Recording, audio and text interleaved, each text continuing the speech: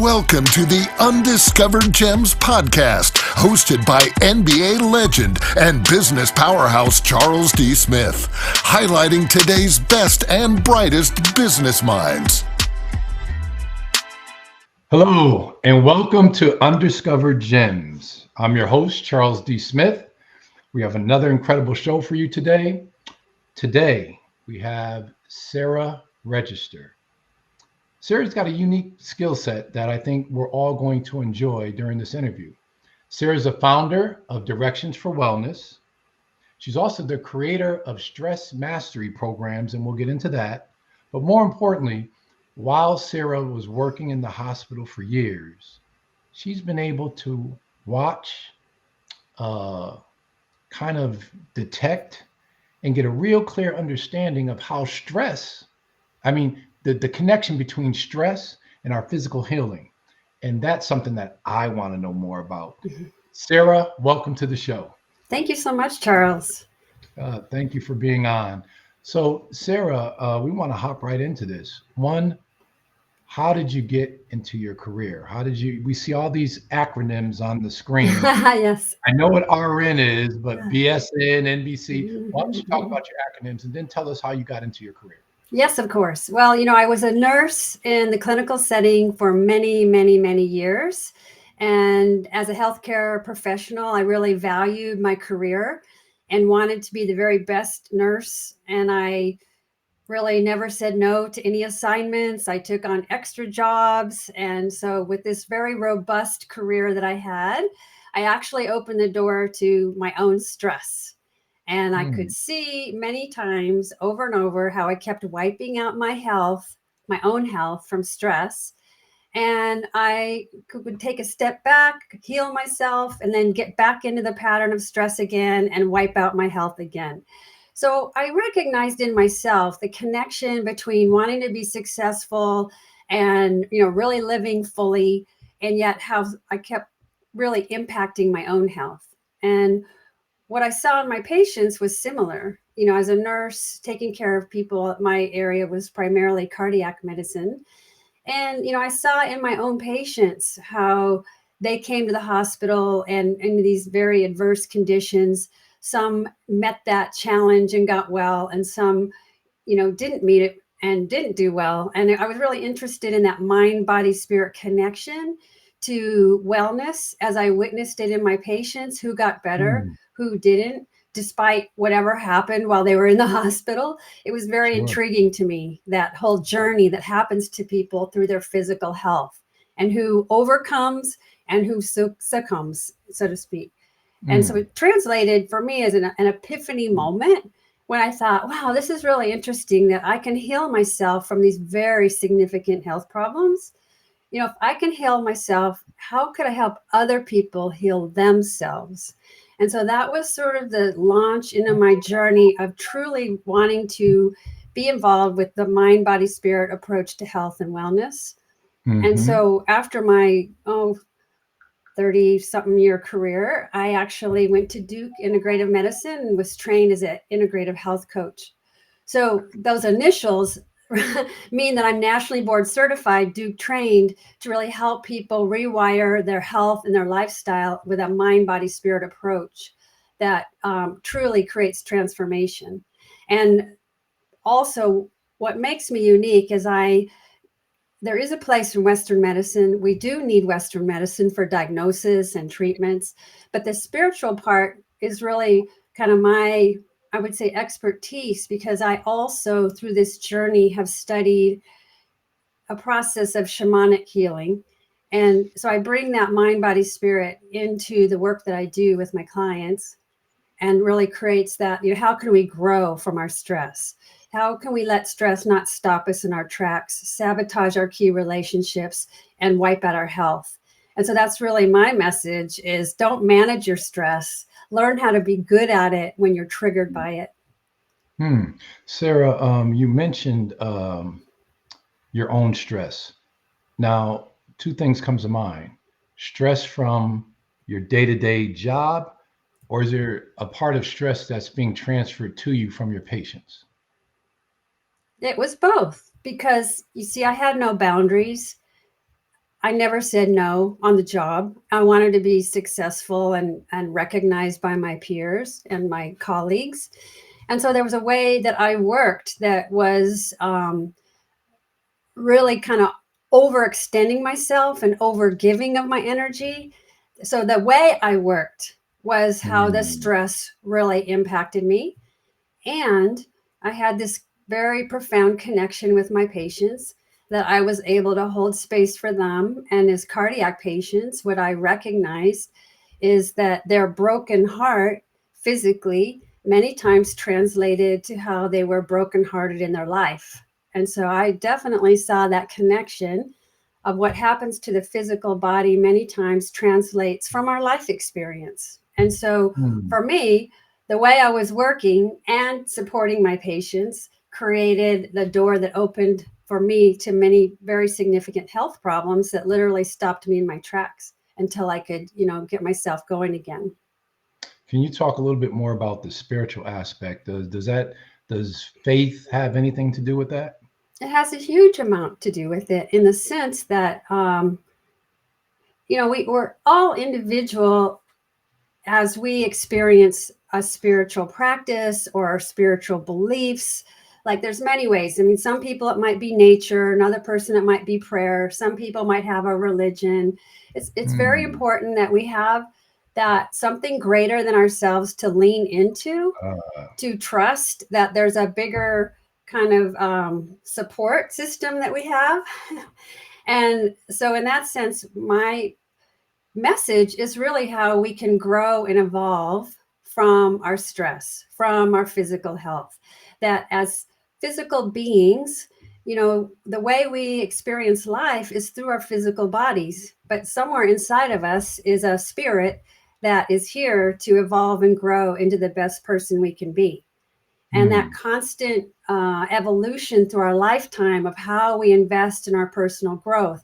And for you, for example, as an athlete, like what you did to refine your performance, how that would have also Mhm. impacted your character.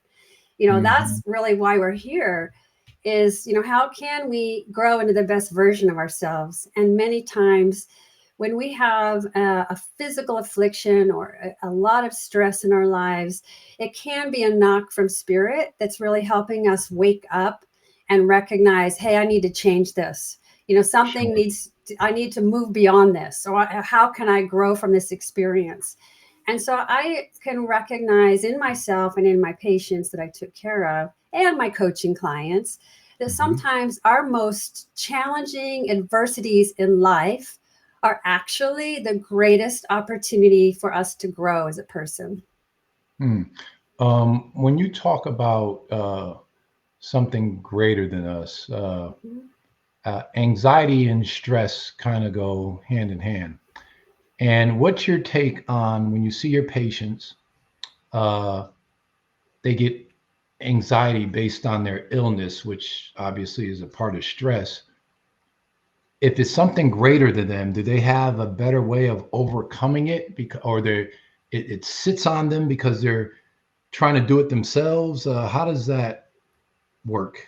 Yes. So it's actually important to recognize that the way someone engages with their health or their stress, it's important to recognize that we don't have to be stuck with that label, that identity.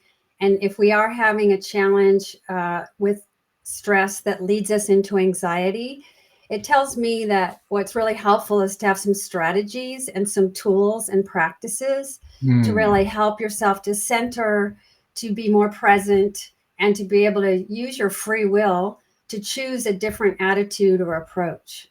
That you don't, anxiety will keep us stuck in a rut and inner dialogue and feeling like we're in the future, imagining the worst case scenario of what could happen, Hmm. where really the invitation is how can I come back to this moment here in what I do have control over, what I can do for myself to get myself off the edge of the anxiety cliff. And so it's not necessarily what I'm proposing a mental health approach, in the sense I'm not trained in mental health as that Mhm. area of clinical practice. Sure. But how can I be more mindful and centered? And when I'm feeling the internal freak out or the internal dialogue running amok, what strategy can I give myself that I can get myself back into center, back into focus, and not the energy that in stress and anxiety is like out and we lose energy, versus where I Mm. want to go is I want to drop in and focus and tap into that inner knowing where the solution is, where I can have an impact, or where there's something that I can control. And Mm. so what I witnessed is that when you change your life, when you make changes to your attitude or your thinking, your health gets better. That when Yeah. people are stuck in the identity of, I have this affliction, I have this diagnosis, and it becomes a box or a limitation, versus how can you meet that physical health challenge in a way that actually will leverage your opportunity to change your pattern in a way that will help you move through it, whether it means full recovery, less symptoms, more like less frequency of symptoms. Healing Mm. is not always physical. Healing can be an experience, mental or emotional or spiritual. And Mhm. so you can't separate those parts of who we are as humans. We're all of that. We are an emotional, physical, mental, spiritual being. And so when you look at that holistic approach, that there's something that we can rewire in our stress patterns so that we can actually leverage that boost of energy to grow with, and not necessarily have it take us down. Right. Sarah, you hear people say words matter. And so all the patients that you've seen over the years when you were in the hospital, um, what can you tell us about uh, the personalities of the people and how they dealt with their illness? Like somebody, you can say to somebody, "How you doing?" And say, hanging in there." Or somebody can be feeling bad and you say, "How are you doing today?" "I feel great." Do words matter? And did you make a connection? Is there something to do with that as well? I would say definitely words matter, because if you say, I have cancer, at some point that's a reality if that's your diagnosis. But what if your attitude was, I'm healing from cancer, or Mm. I'm, meeting my cancer in a way Uh, that I'm looking for how I can get through this. So there's a mhm. resilience attitude of not being stuck and labeled and taking on the identity, but more the attitude would be, how is this my challenge right now that I'm going to meet? And I'm going to Mhm. try whatever I need to do to find my healing. So I Right. focus on my healing is the attitude that brings a shift in the physical symptoms. The person Mm. that's going to be stuck in pity, why me? This isn't fair. They're angry at life. They're angry at God, they blame that person. They're going to be stuck in their soup until they have Right. enough kind of attitude to say, hey, nothing's going to change till I change. And when we Right. change our life, our health gets better. That's what I can see all day long. Right. Well, with all this knowledge, and we're going to continue. Didn't you write a book on your on everything that you've learned? Yes, I did. My book is called The Courage to Shine. Hold it How up to, again. Let me see the yeah, cover. The Courage to courage. Shine, How to Feel Oh, Confident Outside Your Comfort Zone. And this is right. actually a memoir where I wrote very specifically about my journey as a stress junkie, because I was very addicted to the stress hormones that gave me the juice to keep going. And, how I learned from my own kind of spiritual awakening to recognize that I needed to make some changes, and how I became a stress mastery expert wasn't from curriculum. It was from my Mm. own life experience and what I share with others. And in this book, it also offers some practices and some teachings that come both from my shamanic lineage and from the new science of stress. And so it talks about, for example, one of the key factors for anyone who has a lot of stress in their life. This is what's Mm-hmm. important to recognize. If person A has a very stressful life and they say, oh my gosh, I've got to end this stress or it's going to kill me, Mm-hmm. that person will have more health problems, shorter longevity, feel the impact of the negative Mm. result of stress. Person B is equally busy, crazy life, and they think, oh my gosh, I'm so busy. I better figure out how I'm going to get through this. What can I do? That Mm. person doesn't believe that Right. stress is harmful. They're going to live longer and healthier simply because how they think about their stress is very different. So, one of the key principles I teach people are the positive approaches or responses when you're triggered in stress, where most people have habitually default the kind of fight or flight response for everything, whether it's something at work or you blew up with your spouse in the kitchen. What if you had some other ways to respond that's not like trying to kill a fly swatter with a machine gun? We don't always need that whole full on fight or Right. flight, Right. adrenaline running, cortisol pumping kind of response. We do Right. want it if we need to save our lives and avoid a car accident or something. But you Right. don't need that response in your day to day when your life is not under threat. And so, for people that really run that kind of response habitually, they can easily really take themselves out from their stress. Right. When someone picks up your memoir and they read it in its entirety, what do they walk away with? What is their knowledge base or their experience after they read your memoir? Well, because I'm so transparent in this book, in applying, this is how I experience stress at work or with tyrants or in my relationships, or the whole sharing my story, it helps other people relate to their own story in a Uh, way through new awareness. And whenever you can gain a new perspective, that's what gives you hope to shift how you think about your stress or your own life mhm. pain in a way that gives you hope. And then with the practices in here, it gives you some very pragmatic practices that you can try that actually can be like your toolbox. It's going to help you in your life. Right. So, your stress mastery program, I'm assuming that it's a takeoff of your book, and there's some really great information there. Talk about that a little bit, because I'm making an assumption that you developed a program that, based on all your experience, that helps people move from one space to another. So, tell us about your program. Yes. Well, actually, the book probably came from the programs first. Hmm. Was that when I became an integrative health coach and stress was my niche, so to speak, and the people I support are those high performing, success driven individuals who really look like they have their life together on the outside, or they really value their leadership and how they're showing up strong in their life, whether it's through their community or through their work or their family. But on the inside, it's where that insecurity is, or that pushing yourself, worrying about what people will think about me. And that internal game is where the real stress is, the insecurity and the doubt and the fear. Hmm. And so that's really where my sweet spot is the internal transformation, so that you can actually feel more confident on the inside, so that you can be more authentic and put yourself out there more confidently on the outside. And so the stress mastery programs are actually an umbrella where I give this interactive workshop where the public speaking I do, it's not just sit and listen, but let's do this together, kind of an experience. And then I work with clients one-on-one.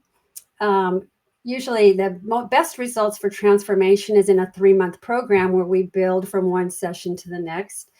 And I'd also say that there's an individual session that I do because of the training I have in, I would say, transformational healing, that my initial session is a standalone, and it's called the stress transformation session. And we just get in there and we look at your pattern.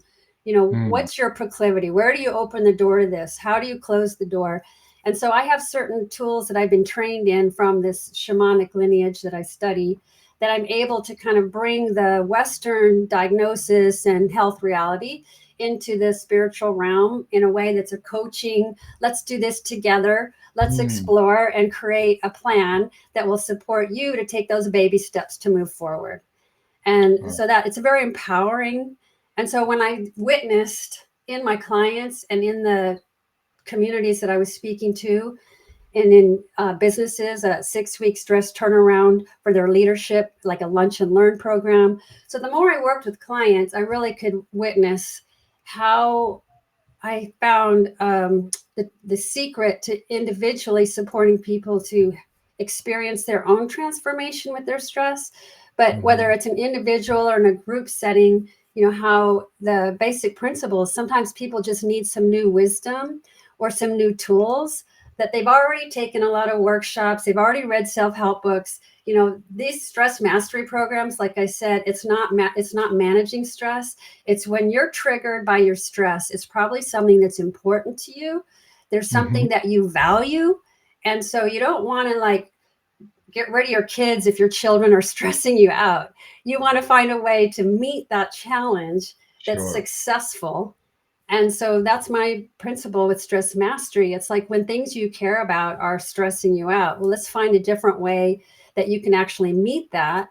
And that's where the real growth comes. When people can meet those challenging situations or people at work or, the things happening at home and the dynamics, that when the individual works on themselves and their own internal stress, many times it translates to more empowering relationships in the marriage, for example, or in the workplace. And so there is something like we probably will never have work-life balance, really, when we're in a family, in a career, in a community, like church community or something like this. But how can I prioritize the values that are really important to me? And how can I recognize, hey, this is a value that's competing with another value. This is what's behind my stress. And so this is really what's important to understand. What is it about that situation that's in the root of the stress that I actually can see and understand for myself? Sure. So it sounds like your book is really a self-help book for those who read it. Now, you've also talked about your journey and different experiences you've had personally that kind of puts you on this track of understanding. Are there any key moments that you can share or key experiences that really triggered a deeper yearning to want to understand what is going on here? So do you have any experiences like that you can share? I do. And that was kind of the one story that I opened the book with, but it was something I witnessed often, was in my patients. And it was like 2:00 in the morning, and I had this elderly gentleman who'd had open heart surgery, and he was wide awake.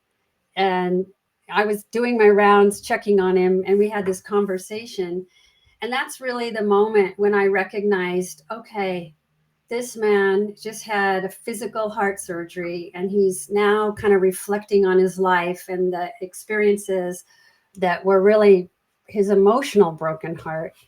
And in that moment, the connection of holding space for another and feeling the humanity of that bigger connection to the mind, body, spirit through our physical is the moment when I recognized, okay, this is like heart healing.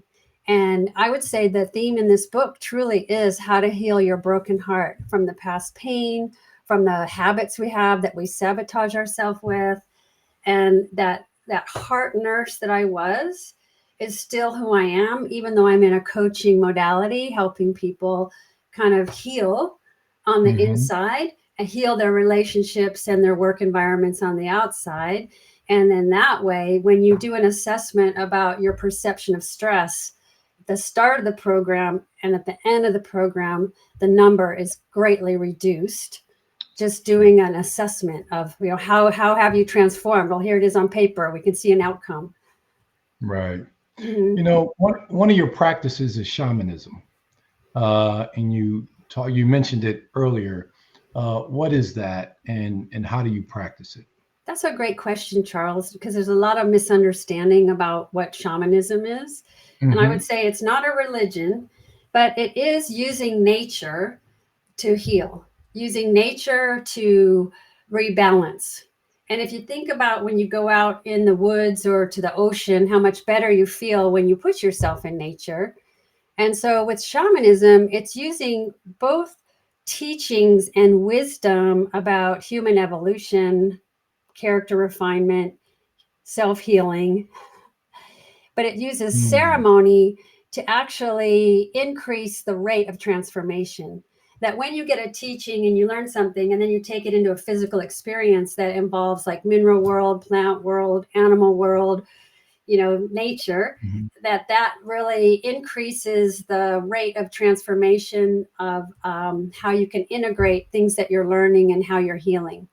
And so it's Mhm. using ceremony and a ceremonial process along with giving people wisdom. And so this is a community that I have been studying for 22 years, and I teach internationally from this same lineage that I study.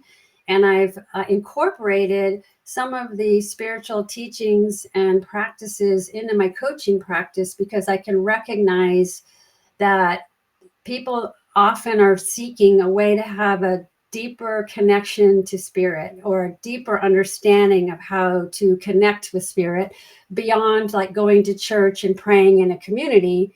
How do I Mm. individually make my connection stronger? And so that's where I can help people regardless of their religion, their faith, their not faith. I can meet Mhm. people where they are to find the Mhm. context of what will support them to recognize who they are as that kind of spiritual being having a human being experience. That's how I meet Inter- people. Interesting. Have you Mhm. had any experiences in the hospital where you just mentioned someone who maybe has no faith and you can see where the stress is just eating at them? Have you had an opportunity to kind of talk someone through that for them to feel better, speak more positively, and see the change take place, and then at the end they thanked you for it? Yes, in the sense that it's about deep listening, holding space, not having any judgment, not trying to fix or problem solve. And I would call that, how you really listen, support, and then maybe challenge. Like, I hear you saying that your life isn't worth living. Is that really true for you? Or tell Uh, me more about that. There's right, something right, about not right, trying to talk them out of it, but right. be with them in that conversation. Yeah, that makes total sense. That makes total sense. And when people So, are in the hospital, they're very vulnerable. I mean, like they'll say mm, things or they're looking at life like they never have before. And so that was my privilege as a nurse at that time in my life and my career was to hold space for them. mm. If you could think of one or two things based on your education that you gave to our audience today, what are two things that they should take away from uh, this show? I would say, the two things are the more you have a practice to just drop in and breathe into your lower belly with some slow, deep breaths, Hmm. that our slow, deep breathing is our internal go to mechanism that's with us all day long to help Mm, us stay focused, to help interesting. us stay out of the mental dialogue and drop in to hear that inner wisdom is simply slow, deep breaths. That's as Mm, simple as it can be. okay. Mhm.